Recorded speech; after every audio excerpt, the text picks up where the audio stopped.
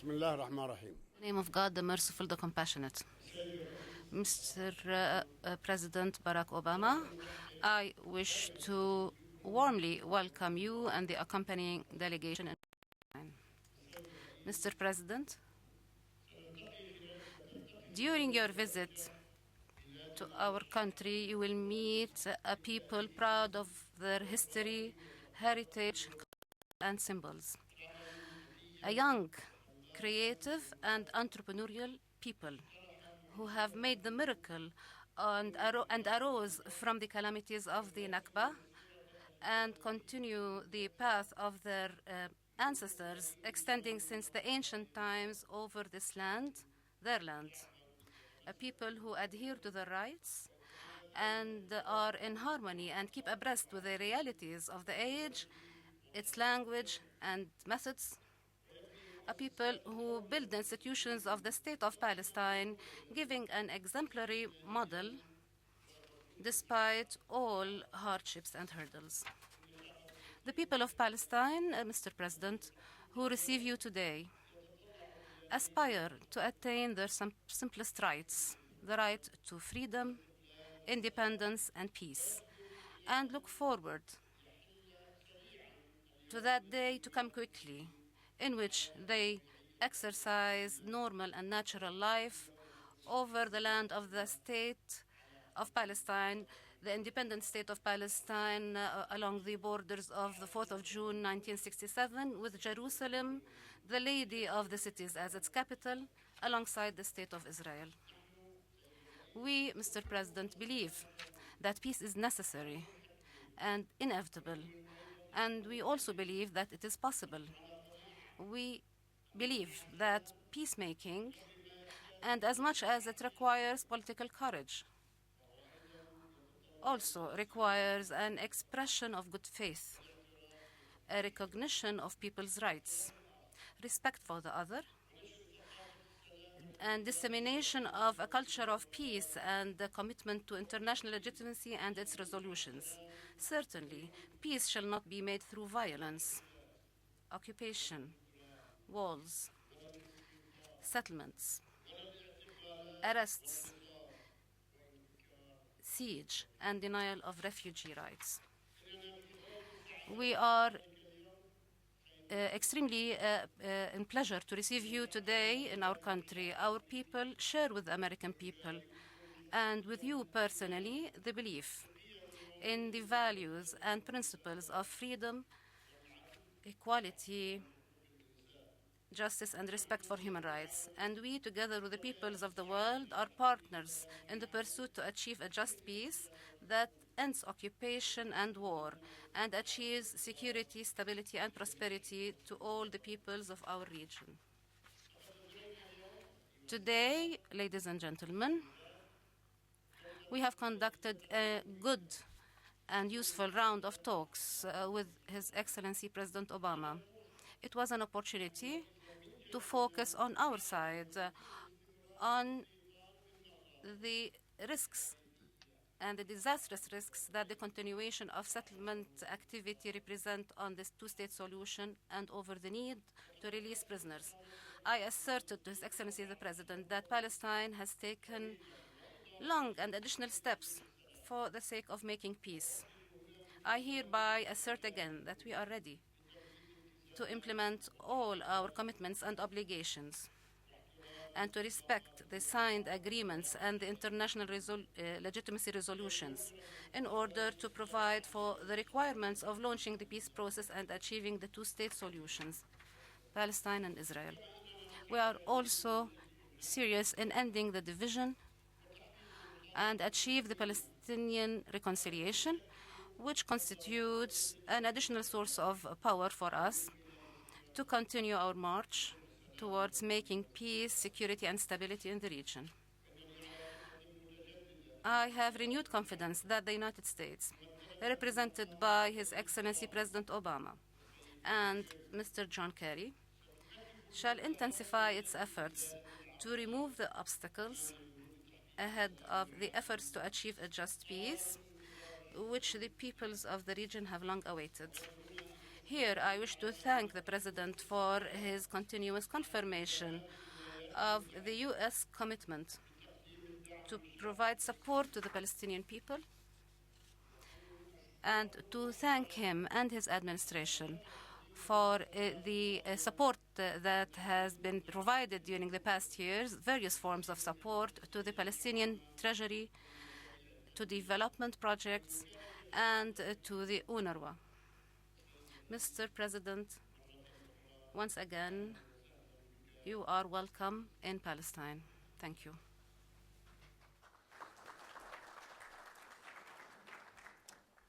Marhaba. Thank you, President Abbas, for your generous words and for welcoming me to Ramallah. I was last here 5 years ago, and it's a pleasure to be back, to see the progress that's happened since my last visit, but also to bear witness to the enduring challenges to peace and security that so many Palestinians seek. I've returned to the West Bank because the United States is deeply committed to the creation of an independent and sovereign state of Palestine. The Palestinian people deserve an end to occupation and the daily indignities that come with it. Palestinians deserve to move and travel freely and to feel secure in their communities.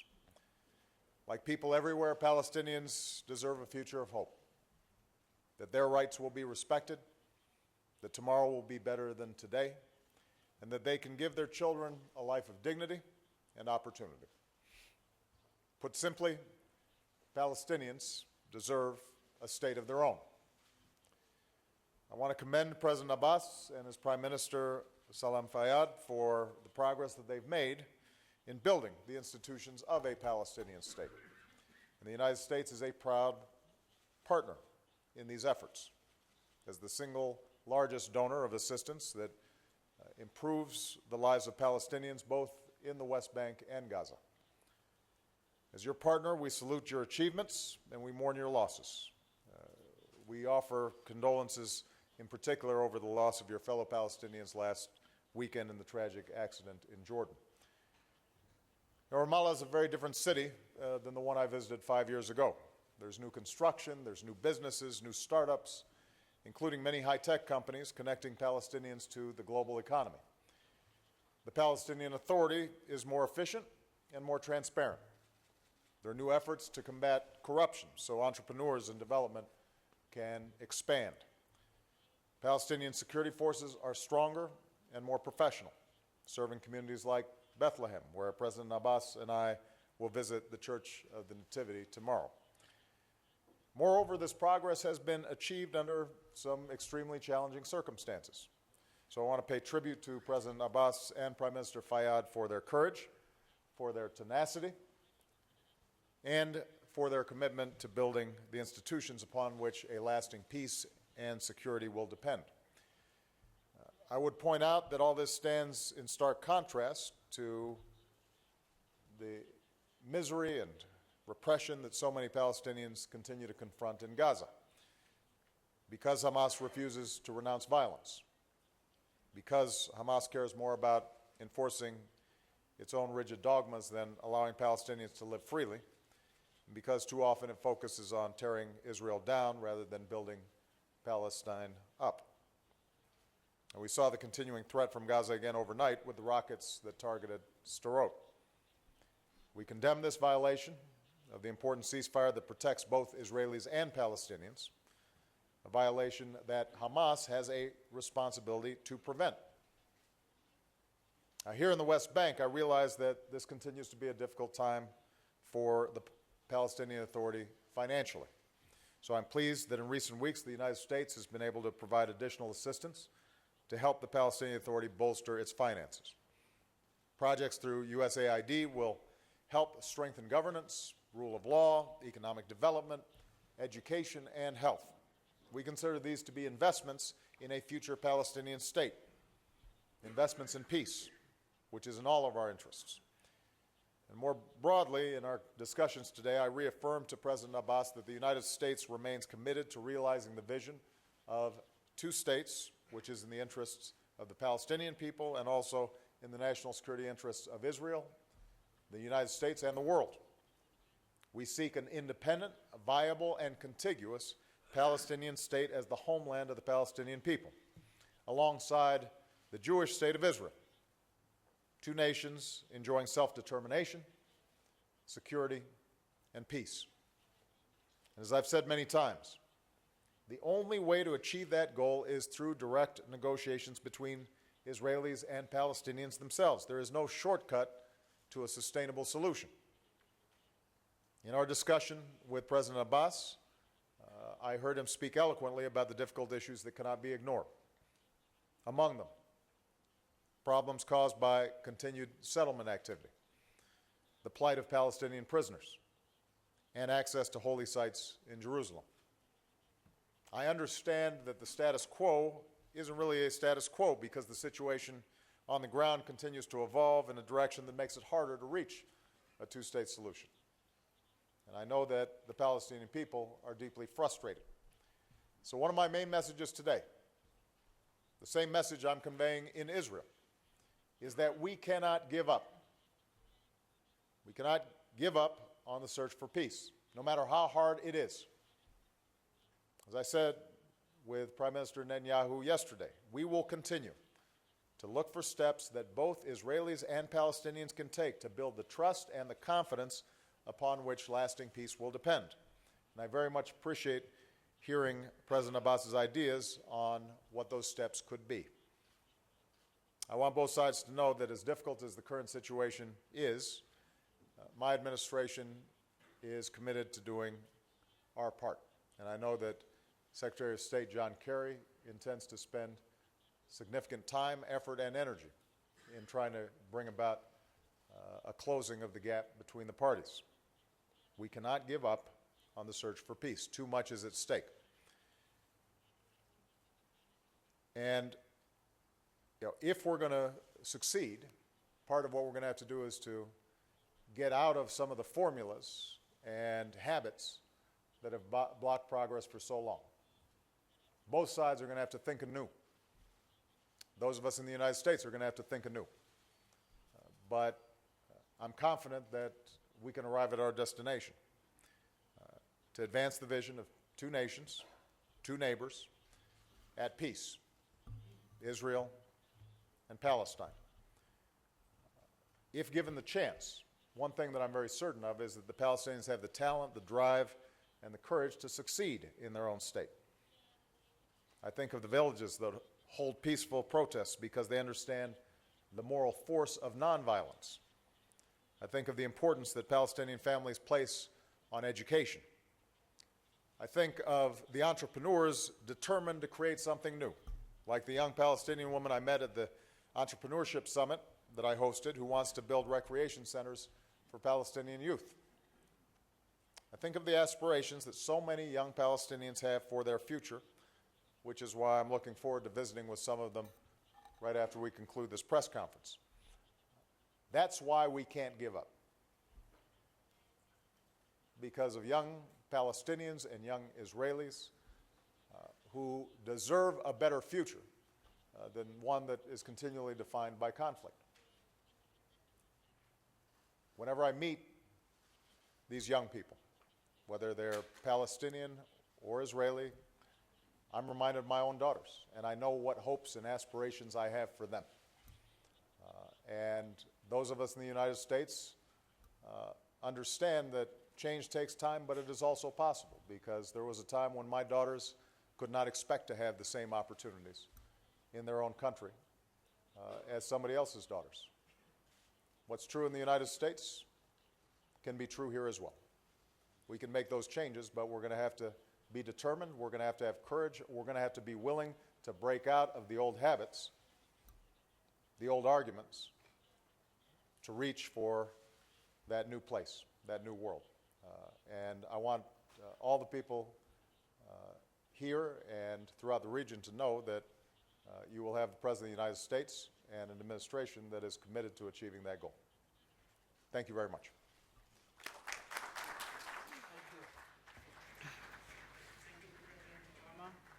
Thank you, President Abbas.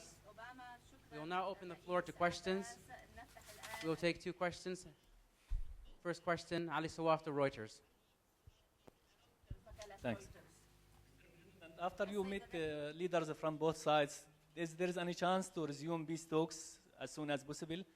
And do you think the two-state solution is still valid in this policy of expanding settlements continuing going on? And my last question, did you raise the freezing of settlement activity with the Prime Minister Netanyahu when you met him? Thanks. Based on the conversations that I've had with Prime Minister Netanyahu and President Abbas, I do think the possibility continues to exist for a two-state solution. I continue to believe it is our best and indeed in some ways our only chance to achieve the kinds of peaceful resolution of old conflicts, but also the opening up of new opportunities for peoples on both sides to thrive, to succeed, for both Israel and a state of Palestine to be incorporated into the global economy. I mean, one of the striking things, one of the ironies of this conflict is that both the Israeli people and the Palestinian people are extremely entrepreneurial. They have a keen business sense. They could be hugely successful in helping to lift up the economy of the region as a whole. I was with President Perez this morning before I came here, looking at a high-tech exhibit that was taking place in Jerusalem, and there was actually a program that a U.S. company, Cisco, had set up where it was hiring young Arab engineers and Palestinian engineers because they were so well qualified, so talented, and there was a great hunger for those kinds of skills. Well, imagine if you have a strong independent state that's peaceful, all the talent that currently is being untapped that could be creating jobs and businesses and prosperity throughout this area. So I absolutely believe that it is still possible, but I think it is very difficult. I think it's difficult because of all sorts of political constraints on both sides. I think it's difficult, frankly, because sometimes, even though we know what compromises have to be made in order to achieve peace, it's hard to admit that those compromises need to be made because people want to cling on to their old positions and want to have 100% of what they want or 95% of what they want instead of making the necessary compromises. And as a politician, I can say it's hard for political leaders to get too far ahead of your constituencies. And that's true for Prime Minister Netanyahu. I'm sure it's true for President Abbas as well. But if we can get direct negotiations started again, I believe that the shape of a potential deal is there. And if both sides can make that leap together, then not only do I believe that the Israeli people and the Palestinian people would ultimately support it in huge numbers, but I also think the world and the region would cheer. There would be some who would be upset because they benefit from the current conflict. They like the status quo. They like the arrangement as it is. But I actually think that there are majorities out there who right now don't feel helpful but still would strongly support both Palestinian and Israeli leadership that made the necessary effort and compromises for peace. Now, one of the challenges I know has been continued settlement activity in the West Bank area. And I've been clear with Prime Minister Netanyahu and other Israeli leadership that it has been the United States policy, not just for my administration, but for all preceding administrations, that we do not consider continued settlement activity to be constructive to be appropriate, to be something that can advance the cause of peace. So I don't think there's any confusion in terms of what our position is. I will say, with respect to Israel, that the politics there are complex, and I recognize that that's not an issue that's going to be solved immediately. It's not going to be solved overnight. On the other hand, what I shared with President Abbas, and I will share with the Palestinian people, is that if the expectation is that we can only have direct negotiations when everything is settled ahead of time, then there's no point for negotiations. So I think it's important for us to work through this process, even if there are irritants on both sides. The Israelis have concerns about rockets flying into their cities last night. And it would be easy for them to say, you see, this is why we can't have peace, because we can't afford to have our kids in beds sleeping and suddenly a rocket comes through the roof. But my argument is, even though both sides may have areas of strong disagreement, may be engaging in activities that the other side considers to be a breach of good faith, we have to push through those things to try to get to an agreement, because if we get an agreement, then it will be very clear what the nature of that agreement is. There will be a sovereign Palestinian state, a sovereign Jewish state of Israel, and those two states, I think, will be able to deal with each other the same way all states do. I mean, the United States and Canada has arguments once in a while, but they're not the nature of arguments that can't be solved diplomatically. And I think we can keep pushing through some of these problems and make sure that we don't use them as an excuse not to do anything. Our second question comes from the U.S. delegation, and it will be the last question from Major Garrett of CBS News. Mr. President, President Abbas, on behalf of all my colleagues, I want to get a little bit more specific on the question of settlements and the overall peace process. Mr. President, when you started your administration, you called for a halt to new settlement activity. That held for a while, then dissipated, and then late last year, when the Israeli government announced very sensitive settlement activity in the E1 zone, your administration put out a statement that many in this region thought was either tepid or completely non-responsive. What would you say here in Ramallah, Mr. President, to those entrepreneurial Palestinians you referenced, who believe you've either been equivocal or non-responsive to the issue of Israeli settlements? And to you, President Abbas, do you believe it is necessary for the peace process to start with a declaration publicly from the Israeli government that it will either slow down or stop entirely new settlement activity? And broadly on the peace process itself, Mr. President, you talked about thinking anew. Historically, the theory has been nothing is agreed to until everything is agreed to. Are you, Mr. President Obama and President Abbas, open to a theory that would say, if things are agreed to, they shall be implemented to build confidence on both sides and restart the peace process? Thank you. Well, Major, I think I answered the question previously about settlements. You mentioned E1 in particular. I think that is an example of at least a public statement by the Israeli government that would be very difficult to square with a two-state solution. I've said that to Prime Minister Netanyahu. I don't think that's a secret. With respect to whether there's a requirement for a freeze or moratorium, I want to repeat what I just said earlier, which is if the only way to even begin the conversations is that we get everything right at the outset, or at least each party is constantly negotiating about what's required to get into talks in the first place, then we're never going to get to the broader issue, which is how do you actually structure a state of Palestine that is sovereign, contiguous,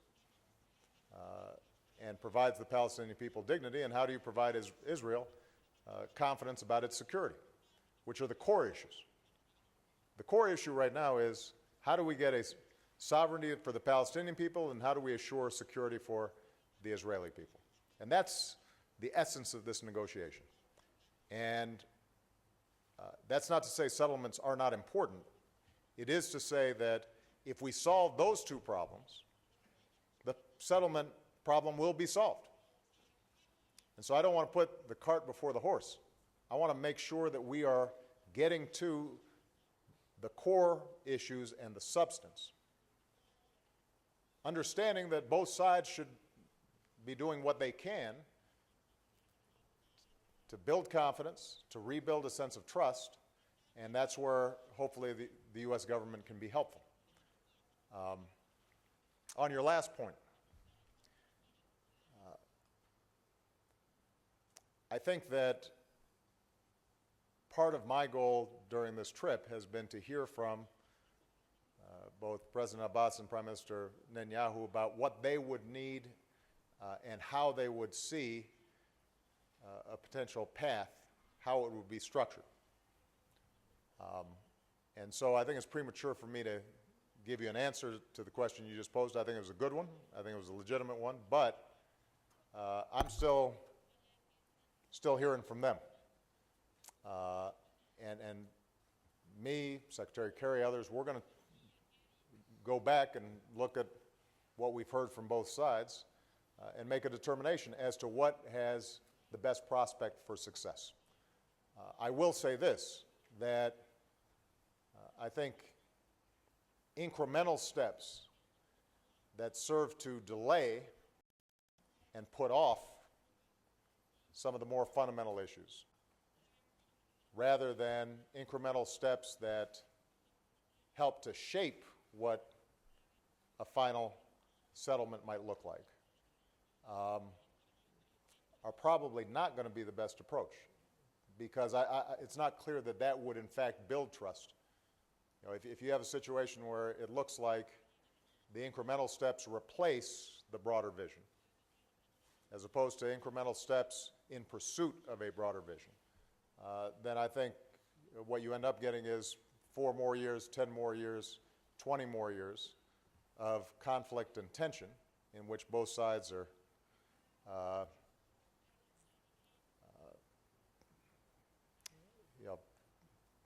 testing the boundaries of those incremental agreements. Whereas if we can get a broad-based agreement that assures the Palestinians that they have a state, and you have a comprehensive approach that ensures Israel the kind of security that they need, the likelihood of that deal holding and ultimately the sense of trust that comes from people-to-people relations, not just governmental relations, I think that's much more likely to occur. شكرا.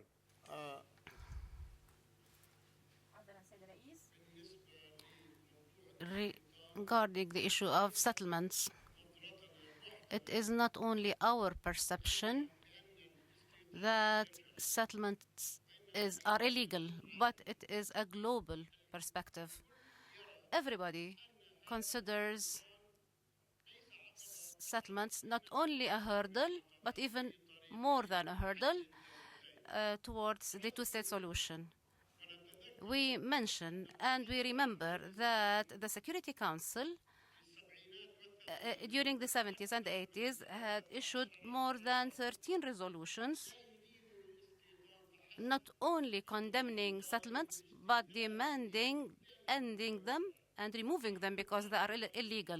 We are asking for nothing outside the framework of international legitimacy. Hence, it is the duty of the Israeli government to at least halt the activity so that we can speak of issues. And when we define our borders and their borders together, each side will know its territory in which it can do whatever it pleases. So the issue of settlements is clear. We never gave up our vision, whether now or previously, but we continue to maintain this vision, and we believe that settlements are illegal and that settlement activity is illegal.